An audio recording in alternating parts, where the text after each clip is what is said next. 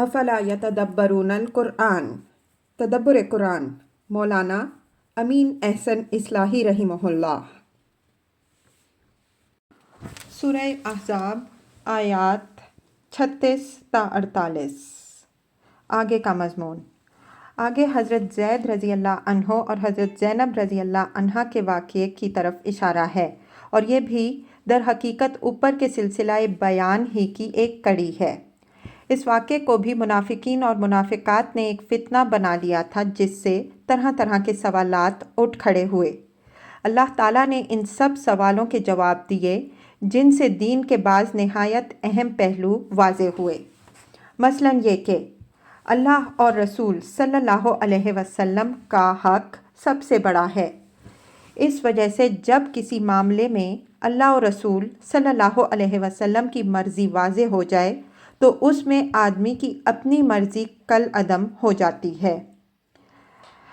رسول صلی اللہ علیہ وسلم کا فریضہ منصبی اللہ کے احکام کی دعوت اور ان کے اجزاء کا نفاذ ہے۔ اس وجہ سے جب اللہ تعالیٰ کی طرف سے کوئی حکم صادر ہو جائے تو اس کا فرض ہے کہ اس حکم کی تعمیل کرے اور اس معاملے میں کسی کی مخالفت یا ملامت کی مطلق پرواہ نہ کرے۔ متنبہ کی بیوی سے متعلق جو تصور زمانہ جاہلیت سے چلا آ رہا تھا،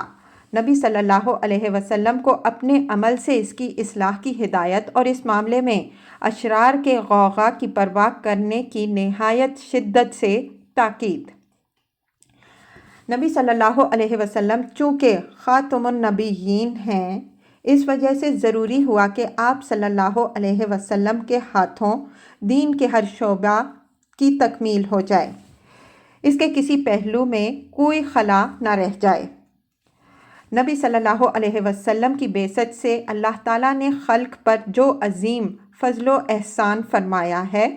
اس کا بیان اور امت پر آپ صلی اللہ علیہ وسلم کے حقوق کی طرف اشارہ۔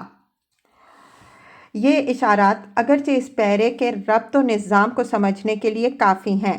لیکن ہم بالاجمال حضرت زید رضی اللہ عنہ اور حضرت زینب رضی اللہ عنہا کا واقعہ بھی ذکر کیے دیتے ہیں تاکہ آیات کے تحت جزیات سے تعرض کی ضرورت پیش نہ آئے۔ حضرت زید بن حارثہ رضی اللہ عنہ کا تعلق قبیلہ کلب سے تھا۔ یہ بچپن میں دشمن کی کسی غارت گری میں گرفتار ہوئے اور غلام بنا لیے گئے۔ حکیم بن حزام نے ان کو اپنی پھپھی حضرت خدیجہ رضی اللہ عنہا کے لیے خریدا۔ حضرت خدیجہ رضی اللہ عنہا جب حضرت صلی اللہ علیہ وسلم کے عقد نکاح میں آئیں تو انہوں نے ان کو حضرت صلی اللہ علیہ وسلم کو ہبہ کر دیا۔ اس طرح ان کو حضور صلی اللہ علیہ وسلم کی غلامی کا شرف حاصل ہوا۔ حضور صلی اللہ علیہ وسلم کی غلامی کی جو قدر و عزت ان کی نگاہوں میں تھی، اس کا اندازہ اس سے کیجئے کہ جب ان کے والد اور چچا نے حضرت صلی اللہ علیہ وسلم سے ان کی آزادی کا مطالبہ کیا تو حضور صلی اللہ علیہ وسلم نے خود ان کو اختیار دیا کہ وہ چاہیں تو اپنے باپ کے پاس چلے جائیں، چاہیں تو حضور صلی اللہ علیہ وسلم کی خدمت میں رہیں۔ اس موقع پر حضرت زید رضی اللہ عنہ نے حضرت صلی اللہ علیہ وسلم کے ساتھ اپنی محبت کی جو مثال پیش کی وہ تاریخ میں ہمیشہ یاد رکھی جائے گی۔ انہوں نے آزادی کا اختیار نامہ پا جانے کے باوجود اس آزادی پر حضور صلی اللہ علیہ وسلم کی غلامی کو ترجیح دی۔ اس کے بعد حضور صلی اللہ علیہ وسلم نے ان کو آزاد کر دیا۔ ان سے محبت تو ان کی خوبیوں کے سبب سے حضور صلی اللہ علیہ وسلم کو شروع ہی سے تھی۔ اس واقعے کے بعد وہ دو چند ہو گئی، یہاں تک کہ حضور صلی اللہ علیہ وسلم کے غیر معمولی التفات و اعتماد کو دیکھ کر لوگوں نے یہ گمان کر لیا کہ آپ صلی اللہ علیہ وسلم نے ان کو اپنا منہ بولا بیٹا بنا لیا ہے۔ واقعات سے معلوم ہوتا ہے کہ ان میں انتظامی اور فوجی صلاحیتیں بھی تھیں۔ متعدد مواقع پر آپ صلی اللہ علیہ وسلم نے ان کو فوجی دستوں کی سرکردگی سپرد کی اور بعض مواقع پر حضور صلی اللہ علیہ وسلم کی غیبت میں وہ مدینہ پر امیر بھی رہے۔ حضور صلی اللہ علیہ وسلم نے ان کی عزت افزائی کے لیے ان کا نکاح اپنی پھوپھی زاد بہن حضرت زینب بنت جاحش رضی اللہ عنہا سے کر دیا تھا۔ ان کا تعلق خاندان بنی اسد سے تھا۔ ان کی والدہ امیمہ بنت عبد المطلب تھیں۔ جب حضور صلی اللہ علیہ وسلم نے حضرت زید رضی اللہ عنہ کے لیے حضرت زینب رضی اللہ عنہا کو پیغام دیا تو ان کے عزیزوں کو اس رشتے پر اعتراض ہوا کہ حضرت زید رضی اللہ عنہ ایک آزاد کردہ غلام اور غیر کفو ہیں، لیکن حضرت صلی اللہ علیہ وسلم یہ چاہتے تھے کہ غلاموں سے متعلق لوگوں کے تصورات میں تبدیلی پیدا ہو۔ اس وجہ سے آپ صلی اللہ علیہ وسلم نے اس نکاح پر اصرار فرمایا۔ بالآخر حضرت زینب رضی اللہ عنہا راضی ہو گئیں اور نکاح ہو گیا۔ نکاح کے بعد منافقین اور منافقات نے فتنہ اٹھایا کہ محمد صلی اللہ علیہ وسلم نے ایک معزز گھرانے کی ایک شریف خاتون کا دامن اپنے ایک آزاد کردہ غلام کے ہاتھ میں باندھ دیا ہے۔ اس قسم کی معاشرتی مسائل کو عوام کا ذہن آسانی سے قبول نہیں کرتا۔ اس وجہ سے اس نکاح کے خلاف ایک مخالفانہ فضا پیدا ہو گئی۔ خاص طور پر منافقات نے حضرت زینب رضی اللہ عنہا کو ورغلانے کی پوری کوشش کی۔ ان کو غیرت دلائی کہ یہ غلط ہے کہ ان کو ایک ایسے شخص کے حوالہ عقد میں دے دیا گیا ہے جو ابھی کل تک ایک زر خرید غلام تھا۔ آخر حضرت زینب رضی اللہ عنہا بشر ہی تھیں، کوئی فرشتہ نہیں تھی، اس وجہ سے ان کے دل پر بھی ان باتوں کا اثر پڑا ہوگا۔ حضرت زید رضی اللہ عنہ ایک حساس، خوددار، منکسر المزاج آدمی تھے۔ حضرت صلی اللہ علیہ وسلم کی تمام دلداریوں کے باوجود اپنی غلامی کے دور کو بھولے نہیں تھے۔ دوسری طرف سیدہ زینب رضی اللہ عنہا کے مزاج میں فی الجملہ تمکنت اور تیزی تھی۔ عام حالات میں تو یہ کوئی ایسی بات نہیں تھی جو خوشگوار معاشرت میں خلل انداز ہو، لیکن منافقین نے چونکہ فضا بدگمانی کی بنا دی تھی، اس وجہ سے حضرت زید رضی اللہ عنہ کو یہ احساس ہونے لگا کہ حضرت زینب رضی اللہ عنہا اپنے اندر ایک تفوق کا احساس رکھتی ہیں اور اس تعلق کو ناپسند کرتی ہیں۔ بالآخر انہوں نے ارادہ کیا کہ حضرت زینب رضی اللہ عنہا کو طلاق دے دیں کہ ان کی کبیدگی بھی رفع ہو جائے اور خود ان کے سر کا بوجھ بھی اتر جائے۔ لیکن کوئی اقدام کرنے سے پہلے انہوں نے چاہا کہ حضور صلی اللہ علیہ وسلم کا ایما بھی معلوم کر لیں، اس لیے کہ حضور صلی اللہ علیہ وسلم نے یہ رشتہ کرایا تھا۔ جب حضور صلی اللہ علیہ وسلم سے انہوں نے اپنے ارادہ کا ذکر کیا تو آپ صلی اللہ علیہ وسلم نے پوچھا کہ کیا ان کی طرف سے کوئی ایسی بات ظاہر ہوئی ہے جو تمہیں شک میں ڈالنے والی ہو؟ انہوں نے جواب دیا کہ ایسی کوئی بات ہرگز نہیں ہے، لیکن وہ اپنے خاندانی شرف کا احساس رکھتی ہیں اور اس کا اظہار بھی کرتی ہیں، اور یہ چیز میرے لیے باعث اذیت ہے۔ حضور صلی اللہ علیہ وسلم نے اس پر سختی سے ان کو ارادہ طلاق سے روکا اور خوف خدا یاد دلایا، اس لیے کہ مجرد اپنا ایک ذاتی احساس اس بات کی کوئی معقول وجہ نہیں کہ بیوی کو طلاق دے دی جائے۔ حضرت زید رضی اللہ عنہ کا یہ ارادہ مختلف وجوہ سے حضور صلی اللہ علیہ وسلم کے لیے پریشانی کا باعث ہوا۔ اول تو اس وجہ سے کہ حضور صلی اللہ علیہ وسلم ہی نے، جیسا کہ اوپر گزرا، ایک نہایت اعلیٰ مقصد سے یہ رشتہ کرایا تھا۔ قدرتی طور پر آپ صلی اللہ علیہ وسلم کی آرزو تھی کہ منافقین و منافقات کی ریشہ دوانیوں کے علی الرغم فریقین خوشگواری کے ساتھ نباہ کرتے رہیں اور یہ رشتہ کامیاب ہو۔ دوسری وجہ یہ تھی کہ اس طلاق سے حضرت زینب رضی اللہ عنہا کی حیثیت عرفی کو بڑا نقصان پہنچتا اور ان کا غم دوہرا ہو جاتا۔ پہلے تو انہوں نے منافقین و منافقات کے یہ طعنے سنے کہ ایک آزاد کردہ غلام کی بیوی ہیں، اور اس طلاق کے بعد لوگ یہ طعنے دیتے کہ ایک آزاد کردہ غلام کی مطلقہ ہیں۔ تیسری وجہ یہ تھی کہ حضور صلی اللہ علیہ وسلم اس سارے واقعے کی ذمہ داری اپنے اوپر سمجھتے تھے۔ اس وجہ سے حضرت زینب رضی اللہ عنہا کی دلداری ضروری خیال فرماتے تھے۔ آپ صلی اللہ علیہ وسلم کے دل میں یہ خیال تھا کہ اگر زید رضی اللہ عنہ نے طلاق دے دی تو زینب رضی اللہ عنہا کی دلداری کی واحد شکل یہ باقی رہ جائے گی کہ حضور صلی اللہ علیہ وسلم ان کو خود اپنے نکاح میں لے لیں۔ لیکن اس صورت میں اس سے بھی بڑے ایک دوسرے فتنے کے اٹھ کھڑے ہونے کا اندیشہ تھا کہ لوگ کہیں گے کہ آپ صلی اللہ علیہ وسلم نے اپنے منہ بولے بیٹے کی متعلقہ سے نکاح کر لیا۔ علاوہ ازیں اس میں یہ مشکل بھی تھی کہ عام مسلمانوں کے لیے ازواج کے باب میں 4 تک کی تحدید کا حکم نازل ہو چکا تھا، اور اس وقت حضور صلی اللہ علیہ وسلم کے نکاح میں 4 بیویاں تھیں۔ ان مختلف وجوہ سے حضرت صلی اللہ علیہ وسلم کی دلی خواہش یہی تھی کہ حضرت زید رضی اللہ عنہ طلاق نہ دیں، چنانچہ آپ با اصرار ان کو اس ارادے سے روکتے رہے، لیکن حضرت زید رضی اللہ عنہ حالات کا مقابلہ نہ کر سکے۔ ان کے دل میں یہ بات بیٹھ گئی کہ یہ سارا ہنگامہ ان کے اس نکاح کے سبب سے اٹھا ہے، اور اس کا علاج یہی ہے کہ وہ طلاق دے دیں تاکہ حضرت زینب رضی اللہ عنہا کی جان بھی دیگ سے چھوٹے اور ان کو بھی اطمینان کا سانس لینے کا موقع ملے۔ چنانچہ انہوں نے طلاق دے دی۔ حضرت زینب رضی اللہ عنہا کو اس طلاق سے صدمہ ہوا۔ روایات میں آتا ہے کہ ان کو جب اس کی اطلاع ملی تو انہوں نے اِنَّا لِلَّهِ وَإِنَّا إِلَيْهِ رَاجِعُونَ پڑھا۔ جب بات یہاں تک پہنچ گئی تو جیسا کہ اوپر گزرا، حضور صلی اللہ علیہ وسلم نے حضرت زینب رضی اللہ عنہا سے نکاح کر لینا چاہا،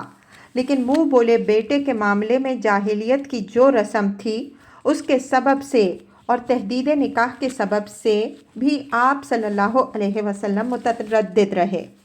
بالآخر اللہ تعالیٰ کی طرف سے آپ صلی اللہ علیہ وسلم کو ہدایت ہوئی کہ لوگوں کی مخالفت سے بے پرواہ ہو کر آپ صلی اللہ علیہ وسلم یہ نکاح کر لیں، تاکہ آپ صلی اللہ علیہ وسلم کے عمل سے ایک غلط رسم کی اصلاح ہو جائے اور دین فطرت کے اندر ایک خلاف فطرت چیز جو گھسی ہوئی ہے اس کا خاتمہ ہو جائے۔ اللہ تعالیٰ کی اس ہدایت کے بموجب آپ صلی اللہ علیہ وسلم نے حضرت زینب رضی اللہ عنہا سے نکاح کر لیا۔ یہ اصل واقعہ ہے جو میں نے تمام روایات کی تحقیق کے بعد آپ کے سامنے رکھ دیا ہے۔ اس طول بیان کی ضرورت اس وجہ سے پیش آئی کہ مستشرقین نے اس واقعے کو اپنی رنگ آمیزیوں سے نہایت مکروہ بنا دیا ہے، اور صدمے کی بات یہ ہے کہ انہوں نے اس رنگ آمیزی کے لیے سارا مواد ہماری تفسیر و سیرت ہی کی کتابوں سے لیا ہے۔ اب اس روشنی میں آیات کی تلاوت فرمائیے۔ اعوذ باللہ من الشیطان الرجیم، بسم اللہ الرحمن الرحیم۔ وما كان لمؤمن ولا مؤمنة إذا قضى الله ورسوله أمرا أن يكون لهم الخيرة من أمرهم ومن يعص الله ورسوله فقد ضل ضلالا مبينا۔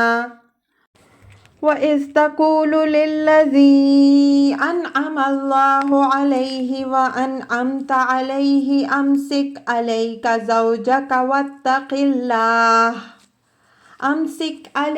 زَوْجَكَ وَاتَّقِ اللَّهَ وَتُخْفِي فِي نَفْسِكَ مَا اللَّهُ مُبْدِيهِ وَتَخْشَى النَّاسَ وَاللَّهُ أَحَقُّ أَن تَخْشَاهُ۔ فَلَمَّا قَضَى زَيْدٌ مِّنْهَا وَطَرًا زَوَّجْنَاكَهَا لِكَيْ لَا يَكُونَ عَلَى الْمُؤْمِنِينَ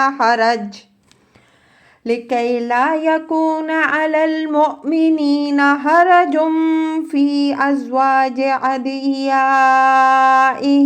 إِذَا قَضَوْا مِنْهُنَّ وَطَرًا، وَكَانَ أَمْرُ اللَّهِ مَفْعُولًا۔ مَا كَانَ عَلَى النَّبِيِّ مِنْ حَرَجٍ فيما فرض الله له سنة الله في الذين خلوا من قبل وكان أمر الله قدرا مقدورا الذين يبلغون رسالات الله ويخشونه ولا يخشون أحدا إلا الله وكفى بالله حسيبا ما كان محمد أبا أحد من رجالكم ولكن رسول الله وخاتم النبيين وكان الله بكل شيء عليما يا أيها الذين آمنوا اذكروا الله ذكرا كثيرا وسبحوه بكرة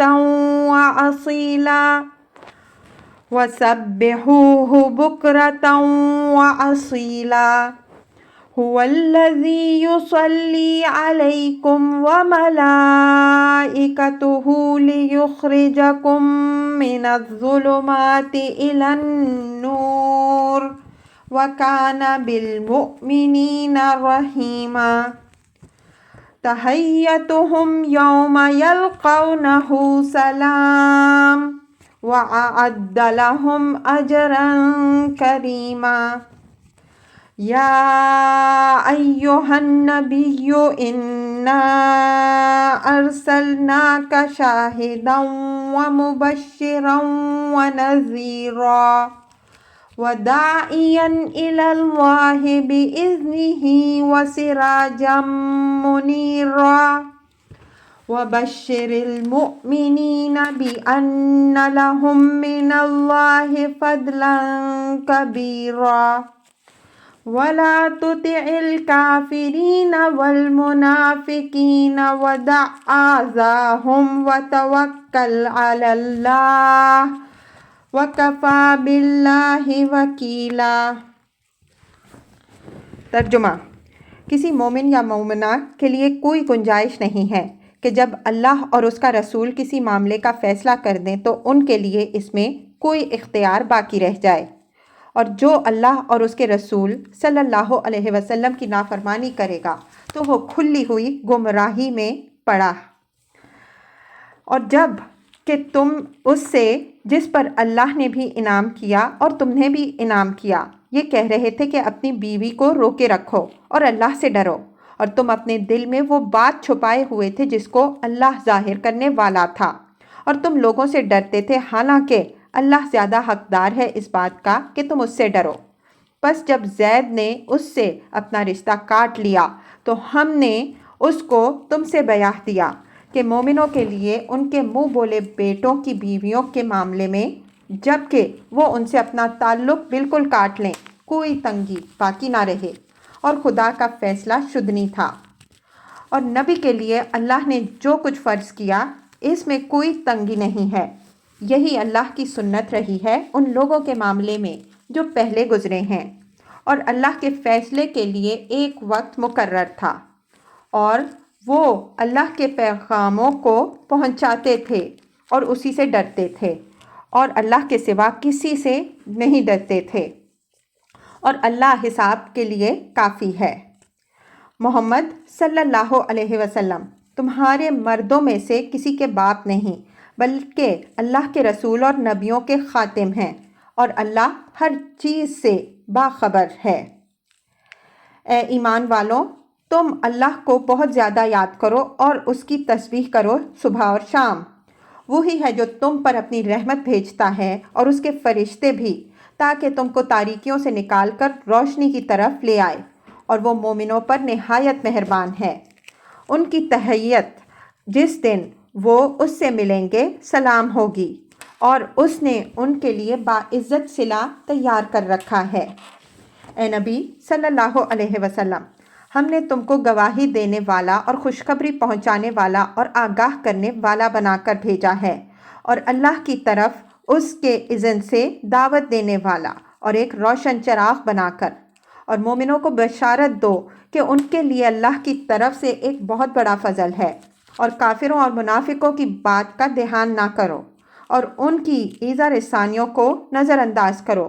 اور اللہ پر بھروسہ رکھو، اور اللہ اعتماد کے لیے کافی ہے۔ الفاظ کی تحقیق اور آیات کی وضاحت۔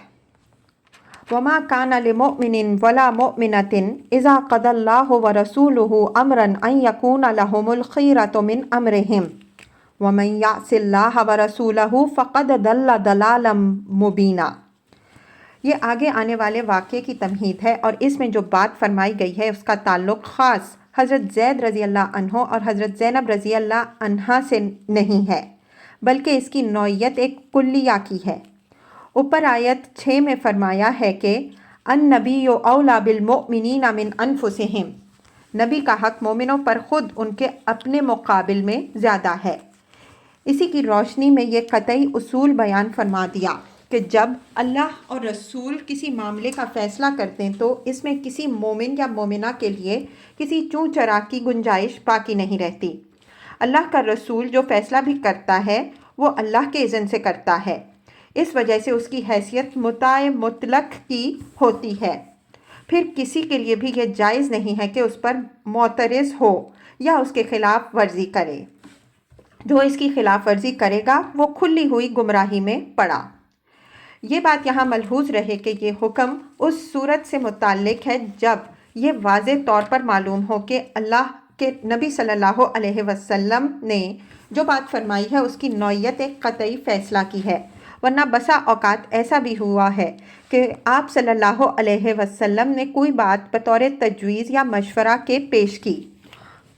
اور صحابہ رضی اللہ عنہم اجمعین کو معلوم ہوا کہ یہ بات وحی پر مبنی نہیں بلکہ حضور صلی اللہ علیہ وسلم کی رائے یا تجویز ہے،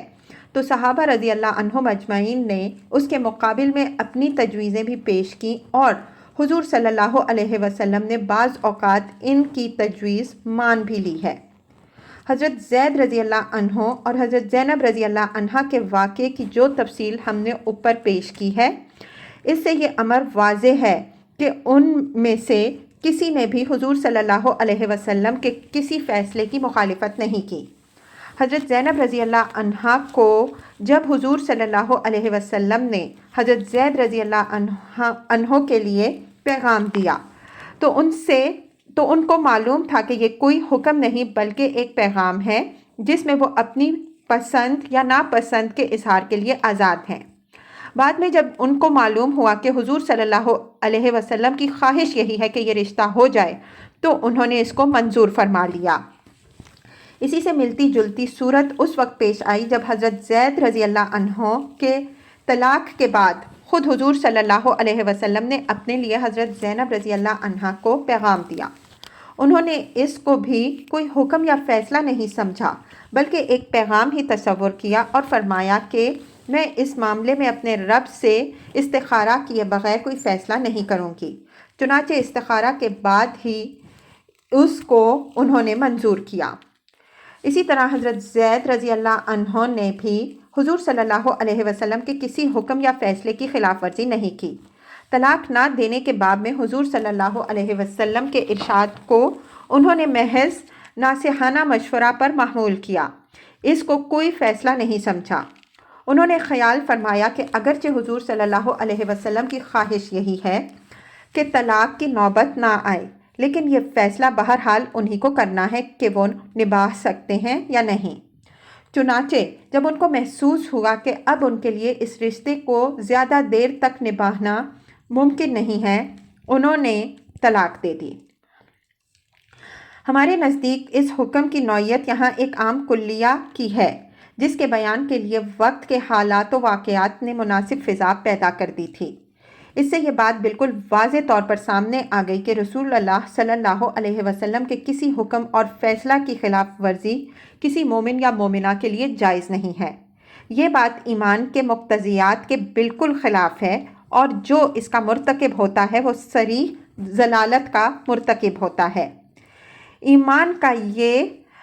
مقتضا ان منافقین و منافقات پر واضح کرنا ضروری تھا جن کا رویہ شروع سے اس سورہ میں زیر بحث ہے، تاکہ وہ اللہ اور رسول کی کامل اطاعت پر مجتمع ہوں، اور اگر وہ اس کے لیے تیار نہیں ہیں تو اس کے نتائج بھگتنے کے لیے تیار رہیں۔ وَإِذْ تَقُولُ لِلَّذِي أَنْعَمَ اللَّهُ عَلَيْهِ وَأَنْعَمْتَ عَلَيْهِ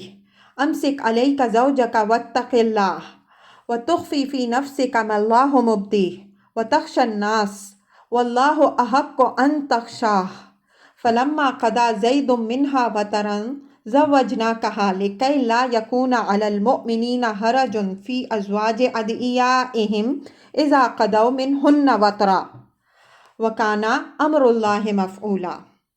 یہ اصل واقعے کی طرف اجمالی اشارہ ہے۔ حضرت زید رضی اللہ عنہ کا ذکر یہاں انعم اللہ علیہ وانعمت علیہ کی صفت کے ساتھ ہوا ہے، یعنی اللہ اور رسول صلی اللہ علیہ وسلم دونوں کے انعام یافتہ اور منظور نظر۔ اس صفت کے ساتھ ذکر کرنے کی یہاں خاص وجہ ہے۔ اوپر گزر چکا ہے کہ منافقین و منافقات نے حضرت زید رضی اللہ عنہ کو غلامی کا طعنہ دے کر لوگوں کی نگاہوں میں ان کو گرانے کی پوری کوشش کی تاکہ پیش نظر مہم میں ان کو کامیابی حاصل ہو جائے۔ حضرت زید رضی اللہ عنہ کو اس سے جو تکلیف پہنچی ہوگی وہ ظاہر ہے، لیکن انہوں نے پورے صبر کے ساتھ یہ توہین برداشت کی۔ اس صبر کا صلہ اللہ تعالیٰ نے ان کو یہ دیا کہ ان کا ذکر اس صفت کے ساتھ کیا تاکہ جن لوگوں نے ان کی توہین کرنے کی کوشش کی ان پر واضح ہو جائے کہ جس کو انہوں نے حقیر ٹھہرایا اس پر اللہ تعالیٰ نے بھی انعام فرمایا اور اس کے رسول صلی اللہ علیہ وسلم نے بھی۔ ظاہر ہے کہ جو اللہ اور رسول صلی اللہ علیہ وسلم کا انعام یافتہ ہے وہ کسی دوسرے کی عزت بخشی کا محتاج نہیں ہے۔ اللہ تعالیٰ کا انعام یوں تو ہر فرد پر ہے، بندہ جو کچھ بھی پاتا ہے خدا ہی سے پاتا ہے، لیکن حضرت زید رضی اللہ عنہ کے حالات پر غور کیجئے تو معلوم ہوگا کہ ان کے ساتھ بالکل اس طرح کا معاملہ ہوا جس طرح کا معاملہ حضرت یوسف علیہ السلام کے ساتھ ہوا۔ یہ ایک غارت گری میں گرفتار ہوئے، غالباً ایک نصرانی کے غلام رہے اور پھر غلام ہو کر بکے۔ بالآخر درجہ بدرجہ اللہ تعالیٰ نے اپنی کارسازی سے ان کو حضور صلی اللہ علیہ وسلم تک پہنچا دیا، جس کے بعد ان کے لیے دین و دنیا کی سعادتوں کے دروازے کھل گئے۔ رسول اللہ صلی اللہ علیہ وسلم کا انعام ان پر یہ ہوا کہ آپ صلی اللہ علیہ وسلم کے فیض خدمت سے ان کو اسلام کی نعمت حاصل ہوئی۔ آپ صلی اللہ علیہ وسلم نے ان کو محبت و اعتماد کا وہ مقام بخشا جو لوگ ان کو حضور صلی اللہ علیہ وسلم کا منہ بولا بیٹا سمجھنے لگے۔ آپ صلی اللہ علیہ وسلم نے ان کو غلامی سے آزادی بخشی، اپنی حقیقی پھپھی ذات بہن سے شادی کر دی، جس کے معنی یہ ہے کہ حضور صلی اللہ علیہ وسلم نے ان کو اپنے اہل بیت میں شامل کر لیا، جس سے بڑا خاندانی شرف کوئی اور نہیں ہو سکتا۔ امسک علیک زوجک واتق اللہ سے پہلے وَإِذْ تَقُولُ کے الفاظ سے یہ بات نکلتی ہے کہ حضور صلی اللہ علیہ وسلم نے یہ بات حضرت زید رضی اللہ عنہ سے بار بار فرمائی کہ اپنے بیوی کو اپنے نکاح میں باقی رکھو اور اللہ سے ڈرو۔ اگر یہ بات ایک ہی مرتبہ کہنے کی نوبت آئی ہوتی تو قلتا کافی تھا، تقول کی ضرورت نہیں تھی۔ اس سے معلوم ہوا کہ حضرت زید رضی اللہ عنہ نے اپنے ارادے کا اظہار حضور صلی اللہ علیہ وسلم کے سامنے کئی بار کیا اور حضور صلی اللہ علیہ وسلم نے ہر بار ان کو اس سے روکا اور خدا کا خوف یاد دلایا۔ واتق اللہ کے الفاظ سے یہ بات نکلتی ہے کہ حضور صلی اللہ علیہ وسلم نے حضرت زید رضی اللہ عنہ کے ارادہ طلاق کو محض ان کے شدت احساس پر محمول کیا۔ کوئی معقول وجہ اس اقدام کے لیے آپ صلی اللہ علیہ وسلم نے نہیں پائی۔ اوپر گزر چکا ہے کہ جب آپ صلی اللہ علیہ وسلم نے ان سے یہ سوال فرمایا کہ کیا زینب رضی اللہ عنہا کی طرف سے کوئی ایسی بات تمہارے سامنے آئی ہے جو شک پیدا کرنے کا موجب ہوئی ہے، تو انہوں نے صاف کہا کہ اس طرح کی کوئی بات نہیں ہے۔ ان کو اگر کوئی شکایت تھی تو خود ان کے الفاظ میں بس یہ تھی کہ تتعظم علی شرفہا، وہ میرے مقابل میں اپنے شرف خاندانی کے باعث تفوق کا احساس رکھتی ہیں۔ ظاہر ہے کہ مجرد یہ بات بیوی کو طلاق دینے کے لیے کافی نہیں ہے۔ اس میں حضرت زینب رضی اللہ عنہا کے رویے سے زیادہ خود حضرت زید رضی اللہ عنہ کے شدت احساس کو دخل ہو سکتا ہے، بالخصوص اس فضا میں جو اس وقت منافقین و منافقات نے پیدا کر دی تھی۔ اس وجہ سے حضور صلی اللہ علیہ وسلم نے ان کو خوف خدا یاد دلایا کہ وہ اس معاملہ میں جذبات سے مغلوب ہو کر کوئی قدم نہ اٹھائیں بلکہ اللہ سے ڈریں۔ لیکن حضرت زید رضی اللہ عنہ مخالفین کے اٹھائے ہوئے طوفان سے متاثر ہو گئے اور اس تاثر میں زیادہ دخل ان کی شرافت اور حضرت زینب رضی اللہ عنہا کے جذبات کے لحاظ کو تھا۔ انہوں نے محسوس فرمایا کہ میرے سبب سے حضرت زینب رضی اللہ عنہا ہدف مطعن بنی ہوئی ہیں۔ اس کا علاج یہی ہے کہ طلاق دے کر ان کو نکتہ چینیوں کی زبان درازیوں سے نجات دلائی جائے۔ وَتُخْفِي فِي نَفْسِكَ مَا اللَّهُ مُبْدِيهِ وَتَخْشَى النَّاسَ وَاللَّهُ أَحَقُّ أَن تَخْشَىٰ۔ یہ جملہ حال کے محل میں ہے، یعنی زید رضی اللہ عنہ سے جب تم یہ کہہ رہے تھے کہ اپنی بیوی کو طلاق نہ دو، اللہ سے ڈرو، تو اس وقت تم اپنے دل میں ایک بات چھپائے ہوئے تھے جس کو اللہ بہرحال ظاہر کرنے والا تھا۔ اس ٹکڑے کے تحت ہمارے غیر محتاط مفسرین نے فضول قسم کی جو روایات نقل کر دی ہیں ان سے تعرض کی ضرورت نہیں،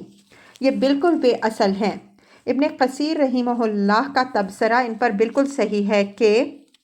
یہ روایات بے اصل ہیں، اس وجہ سے ہم نے ان سے صرف نظر ہی پسند کیا اور ان کو نقل نہیں کر رہے۔ ہمارا قول بھی ان کے باب میں یہی ہے، تردید کے لیے بھی ان کو نقل کرنا ہم معصیت سمجھتے ہیں۔ اللہ تعالیٰ ابن جریر رحمہ اللہ کو معاف کرے، وہ روایات نقل کرنے کے معاملے میں نہایت غیر محتاط ہیں۔ اصل واقعہ وہی ہے جس کی طرف ہم اوپر اشارہ کر چکے ہیں کہ یہ نکاح چونکہ حضرت صلی اللہ علیہ وسلم نے خود ہی ایک دینی مصلحت کے تحت کرایا تھا، اس وجہ سے آپ صلی اللہ علیہ وسلم کی دلی آرزو یہی تھی کہ یہ کامیاب ہو۔ چنانچہ آپ صلی اللہ علیہ وسلم نے حضرت زید رضی اللہ عنہ کو ارادہ طلاق سے بتاکید روکنے کی کوشش کی۔ آپ صلی اللہ علیہ وسلم کے دل میں یہ خیال تھا کہ اگر زید رضی اللہ عنہ نے طلاق دے دی تو زینب رضی اللہ عنہا کو دوہرا غم ہوگا کہ انہوں نے اس نکاح کی بدولت دشمنوں کے طعنے بھی سنے اور بالآخر ایک آزاد کردہ غلام کی متعلقہ بن کر اپنی حیثیت عرفی بھی ہمیشہ کے لیے گنوا بیٹھی۔ اس دلداری اور اس نقصان کی تلافی کی واحد شکل پھر صرف یہی رہ جاتی تھی کہ خود رسول اللہ صلی اللہ علیہ وسلم ان کو اپنے نکاح میں لے لیں، لیکن ایسا کرنے میں یہ اندیشہ تھا کہ منافقین اس کو ایک اور اس سے بھی بڑے فتنے کا ذریعہ بنا لیتے اور لوگوں میں یہ پھیلاتے کہ آپ صلی اللہ علیہ وسلم نے اپنے متنبہ کی بیوی سے نکاح کر لیا۔ آپ صلی اللہ علیہ وسلم اس فتنے سے بچنا چاہتے تھے، اس وجہ سے آپ صلی اللہ علیہ وسلم کی دلی آرزو یہی تھی کہ طلاق کی نوبت نہ آئے، لیکن اللہ تعالیٰ کا فیصلہ یہی تھا کہ یہ نوبت آئے تاکہ آپ صلی اللہ علیہ وسلم کے ہاتھوں جاہلیت کی ایک غلط رسم کی اصلاح ہو، اور انبیاء علیہم السلام پر اللہ تعالیٰ نے یہ ذمہ داری جو ڈالی ہے کہ وہ دین کے معاملے میں کسی کی ملامت و مخالفت کی کوئی پرواہ نہ کریں، آپ صلی اللہ علیہ وسلم اپنے عمل سے اس کا مظاہرہ کریں۔ وَتَخْشَى النَّاسَ وَاللَّهُ أَحَقُّ أَن تَخْشَىٰ میں اسی اصولی حقیقت کی طرف اشارہ ہے جو پیچھے آیات 1 تا 3 اور آیت 7 میں بیان ہوئی ہے، اور آگے آیات 38 تا 39 میں مزید وضاحت آ رہی ہے۔ اقامت دین کی راہ میں سب سے بڑی رکاوٹ لوگوں کا خوف یا مصالح کا لحاظ ہے، اس وجہ سے حضرات انبیاء علیہم السلام پر اللہ تعالیٰ نے یہ ذمہ داری ڈالی ہے کہ دین کے معاملے میں اپنے رب کے سوا ہر خوف و مصلحت سے بے پرواہ ہوں۔ چنانچہ حضرات انبیاء علیہم السلام کی پوری تاریخ شاہد ہے کہ انہوں نے خود اپنے ہاتھوں اس راہ کے ہر پتھر کو توڑا اور اس مقصد کی خاطر بڑے سے بڑے خطرے کا مقابلہ کیا، اور یہی نمونہ اپنے بعد آنے والے ان لوگوں کے لیے بھی انہوں نے چھوڑا جو ان کے طریقے پر دین کی خدمت کے لیے اٹھیں۔ فَلَمَّا قَضَىٰ زَيْدٌ مِّنْهَا वतरन ज़व्वजनाकहा इलल आया, यानी जो राज तुम अपने दिल में रखते थे लेकिन लोगों की मलामत के अंदेशे से उससे गुरेज करना चाहते थे, बिल आखिर अल्लाह ने उसके अफशा का सामान कर दिया। जब ज़ैद रज़ी अल्लाह अन्हो ने अपना ताल्लुक़ ज़ैनब रज़ी अल्लाह अन्हा से बिल्कुल मुनक़ते कर लिया तो हमने उसको तुम्हारे साथ ब्याह दिया ताकि मुँह बोले बेटों के मामले में एक खिलाफ फितरत रस्म जो कायम हो गई है उसकी इस्लाह हो और कोई नादिर किस्म की पाबंदी, कोई नारवा किस्म की पाबंदी लोगों पर इस मामले में बाकी ना रहे। वतर के माना ज़रूरत और हाजत के हैं, यहीं से इसके अंदर ताल्लुक़ और वाबस्तगी का मफ़हूम भी पैदा हो जाता है। इंसान को जिस चीज़ की ज़रूरत हो उसके साथ लाजिमन वाबस्तगी भी होती है। क़दा ज़ैदुम मिन्हा वतरा के माना होंगे ज़ैद ने उससे अपना ताल्लुक़ बिल्कुल मुनक़ते कर लिया। लफ्ज़ तलाक़ से इस मज़मून को अदा करने के बजाय इस उसलूब से अदा करने का फ़ायदा ये हुआ कि इससे ज़माना इद्दत के गुज़रने की तरफ भी इशारा हो गया, जिसके गुज़र जाने के बाद तलाक़ देने वाले का हर ताल्लुक़ औरत से मुनक़ते हो जाता है। ज़व्वजनाकहा का मतलब यह है कि तुम तो लोगों के अंदेशे से उस निकाह की ज़िम्मेदारी से गुरेज करना चाहते थे, लेकिन हमने अपने हुक्म से ये निकाह तुम्हारे साथ करा दिया। इससे मालूम हुआ कि हुजूर सल्लल्लाहु अलैहि वसल्लम ने ये निकाह अल्लाह ताला की हिदायत के तहत किया। रिवायात में आता है कि इद्दत गुजरने के बाद हुजूर सल्लल्लाहु अलैहि वसल्लम ने हज़रत ज़ैद रज़ी अल्लाह अन्हो की ही के वास्ते से हज़रत ज़ैनब रज़ी अल्लाह अन्हा को पैगाम दिया। उन्होंने इस्तिखारा के बाद इसको मंजूर कर दिया। हज़रत ज़ैनब रज़ी अल्लाह अन्हा के भाई अबू अहमद बिन जहश ने हुजूर सल्लल्लाहु अलैहि वसल्लम के साथ उनका निकाह पढ़ाया और हुजूर सल्लल्लाहु अलैहि वसल्लम ने 400 दिरहम मेहर मुकर्रर फरमाया और निहायत एहतमाम के साथ वलीमा किया। बाज़ लोगों ने लफ्ज़ ज़व्वजना से ये समझा कि ये निकाह आसमान पर ही हो गया, ज़मीन पर इसकी रस्म अदा करने की ज़रूरत पेश नहीं आई, लेकिन इब्ने हिशाम में वो सारी तफसील मौजूद है जो ऊपर हमने नकल की है। इस वजह से सही बात यह है कि ये निकाह अल्लाह ताला के हुक्म से बिल्कुल उसी मारूफ तरीक़ा के मुताबिक हुआ जो अल्लाह और रसूल सल्लल्लाहु अलैहि वसल्लम ने निकाह के लिए पसंद फरमाया। वकाना अमरुल्लाह मफ़ऊला, यानी अल्लाह ताला ने इस रस्म जाहिली की इस्लाह के लिए जो वक्त और जो तरीक़ा मुकर्रर कर रखा था, जब वो वक्त आ गया तो उसी तरीक़ा के मुताबिक इसकी इस्लाह हो गई और दुश्मनों ने इस राह में जो अड़ंगे डाले और इसके ख़िलाफ़ जो फितने उठाए वो उस खुदाई स्कीम में ज़रा भी खलल अंदाज ना हो सके।